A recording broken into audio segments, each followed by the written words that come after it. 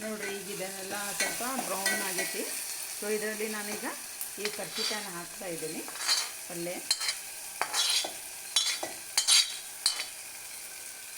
ಹಾಕಿದೆ. ನೆಕ್ಸ್ಟ್ ನನ್ನ ಬ್ಯಾಂಗಲ್ಸ್ ನೋಡ್ಬೋದು. ಚೂಡಿಯ ಬಜೆ ಚಂದ್ ಚಂದ್ ಮುಂದೆ ಹೇಳ್ರಿ ಅಂತ. ಹೇಳ್ತೀನಿ ಕೇಳ್ರಿ. ನೋಡಿರಿ ಈಗ ಸ್ವಲ್ಪ ಸಾಲ್ಟ್ ಹಾಕ್ತಾಯಿದ್ದೀನಿ. ನಿಮ್ಗೆ ಎಷ್ಟು ಬೇಕಷ್ಟೇ. ಬಿ ಪಿ ಶುಗರ್ ಏನೋ ಶುಗರ್ ಇದ್ದವ್ರಿಗಂತೂ ತುಂಬ ಒಳ್ಳೇದಿದು ಪಲ್ಯ. ಅದೊಂದು ಹೇಳ್ತೀನಿ ನಾನು ನಿಮಗೆ. ನಿಮ್ಮ ಮನೆಯಲ್ಲಿ ಯಾರಾದರೂ ಶುಗರ್ ಇದ್ದವರಿದ್ದರೆ ಅವ್ರಿಗೂ ಈ ಪಲ್ಯನ ಕೊಡ್ರಿ. ಇದು ಹಾಗಲಕಾಯಿ ತಿನ್ನೋದು ಭಾಳ ಇಂಪಾರ್ಟೆಂಟ. ಹಂಗೆ ನೀವು ಹಾಗಲಕಾಯಿ ಜ್ಯೂಸನ್ನು ಕುಡಿಬೋದು. ಅದು ಇದು ಗೊತ್ತಿದ್ದಿದ್ದೇ ಇರುತ್ತೆ, ಅದೇನು ಹೊಸದಾಗಿ ಮಾತಲ್ಲ.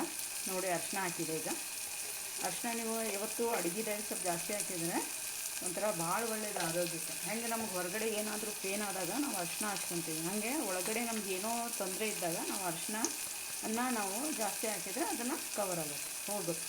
ಇದು ನೋಡಿ ಖಾರ ಪುಡಿ ನಿಮ್ಗೆ ಎಷ್ಟು ಸ್ಪೈಸಿ ಬೇಕೋ ಅದರ ಮೇಲೆ ನೀವು ಹಾಕ್ಕೋಬೋದು. ಈಗ ನಾನು ಇದನ್ನು ಅಳಗಡಿಸಿ ಎಲ್ಲ ಕೂಡಿಸ್ತೀನಿ. ಓಕೆ.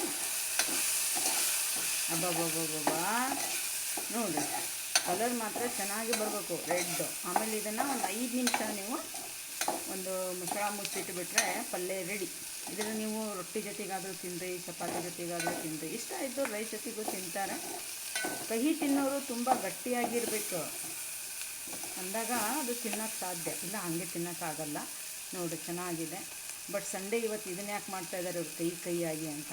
ಯಾಕಂದರೆ ಎಲ್ಲರೂ ಈಗ ಚಲೋ ಮಾಡ್ತಿರ್ತಾರೆ. ಸೊ ಸ್ವಲ್ಪ ನಾನು ಕೈಯಾಗಿ ಪಲ್ಯ ಮಾಡಿ ತೋರಿಸಿದ್ದೀನಿ, ತಿನ್ನಿರಿ. ಚೆನ್ನಾಗಿರುತ್ತೆ ಹೊಟ್ಟೆಗೆಲ್ಲ. ಬಟ್ ಸ್ಮೈಲ್ ಮಾಡ್ಕೊತ ತಿನ್ನಿ. Okay, smile please. Thank you ಎಲ್ರಿಗೂ.